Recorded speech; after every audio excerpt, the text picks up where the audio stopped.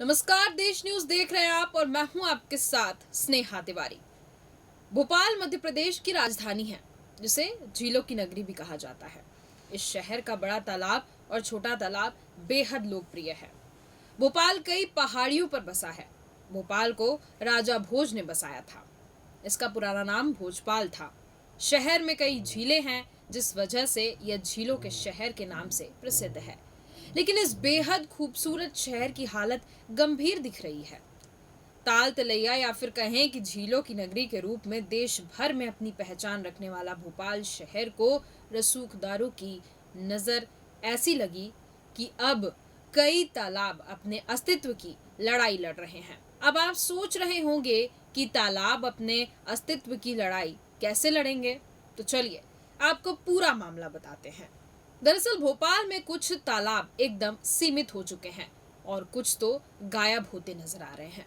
इसके बाद भी रसूखदारों का मन नहीं भरा है और वे लगातार नए मास्टर प्लान के विरोध में मोर्चा खोले हुए हैं। इस नए मास्टर प्लान में किए गए प्रावधानों को लेकर रसूखदारों का पूरा ध्यान रखा गया है, जबकि आमजन की अनदेखी की गई है। रसूखदारों के फायदे के लिए बदला मास्टर प्लान, कर दी गई कलम की बाजीगरी। एफआईआर को लेकर रसूखदार हुए सक्रिय। कलियासोत में है आलीशान कोठियां और फार्म हाउस। बाग भ्रमण क्षेत्र में है सर्वाधिक निर्माण। दरअसल इन रसूखदारों में अफसरों से लेकर नेता तक शामिल हैं, जो अपने फायदे के लिए शहर की प्राकृतिक सुंदरता से लेकर आबो हवा तक को खराब करने में पीछे नहीं रहे हैं। इन्हें शासन व प्रशासन का भी खूब सहयोग मिलता है, जिसकी वजह से भोपाल शहर के साथ ही उसके आसपास के इलाके में न केवल फॉरेस्ट एरिया कम हो चुका है, बल्कि तालाबों पर भी अवैध रूप से जमकर कब्जा कर लिया गया है। भोपाल में हालात किस तरह के बन चुके हैं, इससे ही समझा जा सकता है कि बड़े तालाब के 361 वर्ग किलोमीटर के कैचमेंट एरिया में ही सैकड़ों की संख्या में अवैध रूप से निर्माण किए गए हैं। इस एरिया में भोपाल जिले के 63 और सीहोर जिले के 36 गांव आते हैं। कैचमेंट एरिया होने की वजह से यहाँ के लैंड यूज कृषि हैं, मतलब आप सिर्फ ऑर्गेनिक खेती कर सकते हैं, जिससे बड़े तालाब का पानी दूषित ना हो। यहाँ निर्माण की अनुमति नहीं मिलती है। ऐसे में इस इलाके में हुए सभी निर्माण अवैध ही हैं। यही वजह है कि कुल आपत्तियों की 45% आपत्ति कैचमेंट और लैंड यूज से ही जुड़ी पहुंची है। गौरतलब है कि मास्टर प्लान के ड्राफ्ट पर आए 3005 आपत्ति और सुझावों पर इन दिनों सुनवाई हो रही है। उल्लेखनीय है कि राजधानी होने के बाद भी भोपाल का मास्टर प्लान का प्रारूप 18 साल बाद तैयार हो पाया है। फिलहाल इस मामले में दूसरे चरण की सुनवाई भी खत्म हो चुकी है।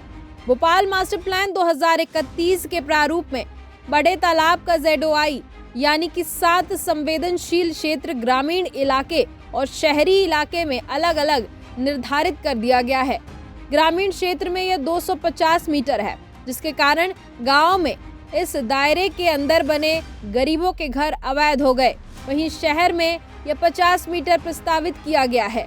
इसका मतलब हुआ कि भोपाल शहर में 50 मीटर के बाहर VIP और रसूखदार के बने सभी निर्माण वैध हो गए हैं। मास्टर प्लान के विवाद की 3 बड़ी वजह है, चलिए जानते हैं। लैंड यूज पर सैकड़ों आपत्तियां हैं। लैंड यूज बड़े तालाब के कैचमेंट से ही है। कैचमेंट होने के जुड़ा कारण एक बड़े भाग में निर्माण की अनुमति नहीं मिल पा रही है। यहाँ सिर्फ खेती की जा सकती है। लोग कैचमेंट के एरिया को कम करने के साथ ही इस लैंड यूज को रहवासी चेंज करवाना चाहते हैं, जिससे निर्माण में लगी पाबंदियां खत्म हो। लैंड यूज को लेकर 770 आपत्तियां लगी हैं। इसी तरह से बड़े तालाब के कैचमेंट से संबंधित करीब 600 आपत्तियां आई हैं। मुख्य वाटर बॉडी यानी बड़े तालाब में शहरी क्षेत्र में ZOI 50 मीटर और उसकी सहायक नदी कोलांस में यह 100 मीटर से अधिक रखा गया है।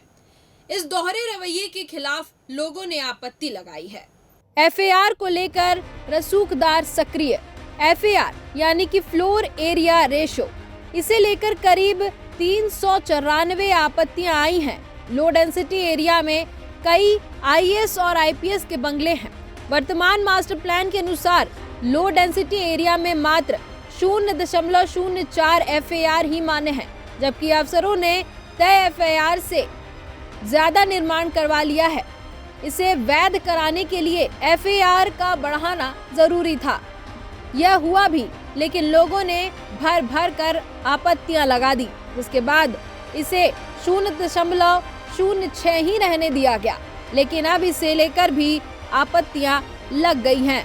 भोपाल के मास्टर प्लान प्रस्तावित संशोधन प्रस्ताव में बाघ भ्रमण क्षेत्र को पूर्व में 2005 की भोपाल विकास योजना में सार्वजनिक भूमि उपयोग के लिए रखा गया है। प्रस्तावित संशोधन मास्टर प्लान में इस क्षेत्र को 2021 के गजट नोटिफिकेशन के आधार पर 357 हेक्टेयर भूमि को संरक्षित वन घोषित किया गया। इसलिए प्रस्तावित प्लान के नक्शे में जंगल बढ़ा हुआ दिखता है। जहां पर लाल रंग दर्शाया गया है, वहां निजी स्वामित्वों को टाउन एंड कंट्री प्लानिंग ने परमिशन दी है, जो भूमि आज PSP है। पूर्व में PSP में न्यूनतम भूमि का कोई प्रावधान नहीं है एवं FAR 1.0 का किया गया है। यही कारण है कि बाघ भ्रमण और उसके आसपास के क्षेत्रों में न केवल शैक्षणिक संस्थान खड़े हो गए, बल्कि वहां रसूखदारों ने कई हेक्टेयर क्षेत्र में दर्जनों फार्म हाउस, रेस्टोरेंट, मनोरंजन केंद्र और आलीशान कोठियां तान दी हैं। बाघ भ्रमण क्षेत्र में केरवा, कलियासौत, दामखेड़ा, चंदनपुरा, मंडोरी, मंडोरा, मदरबुल फार्म हाउस आदि क्षेत्र शामिल हैं। फिलहाल यहाँ 13 बाघ और उनके 9 शावकों का मूवमेंट है। इस क्षेत्र को भोपाल अर्बन टाइगर के नाम से पहचाना जाता है। यह देश का एकमात्र ऐसा शहरी इलाका है जहां बाघ आते हैं। बाघ भ्रमण क्षेत्र में सर्वाधिक निर्माण। वन्य प्राणी विशेषज्ञ की चिंता चंदनपुरा के 712 हेक्टेयर क्षेत्र को लेकर है, जहां बाघों का मूवमेंट है और डीम्ड जंगल है। यहाँ तेजी से निर्माण कार्य हो रहे हैं। कई रसूखदारों ने TNCP से अनुमति लेकर यहाँ कई एकड़ में दर्जनों फार्म हाउस, रेस्टोरेंट और कोठियां बना ली हैं। सूत्रों के मुताबिक चांदनी ने पॉली हाउस, राकेश मलिक और राजेश पारदसानी ने कोठियां बना ली हैं। एक शिक्षण संस्थान ने पहले चरण के निर्माण में वन संरक्षण अधिनियम 1980 का पालन किया, लेकिन दूसरे चरण में नहीं किया। दूसरे शिक्षण संस्थान ने तो कुछ भी पालन नहीं किया है और साथ ही साथ और भी रसूखदार इस मारापीटी को आगे बढ़ा रहे हैं। यानी कि कुल मिलाकर मध्य प्रदेश की राजधानी भोपाल का मास्टर प्लान सिर्फ कुछ लोगों की वजह से एग्जीक्यूट नहीं हो पा रहा है और यही वजह है कि ये शहर खतरे में नजर आ रहा है। अब आने वाला वक्त ही बताएगा कि आगे क्या होता है।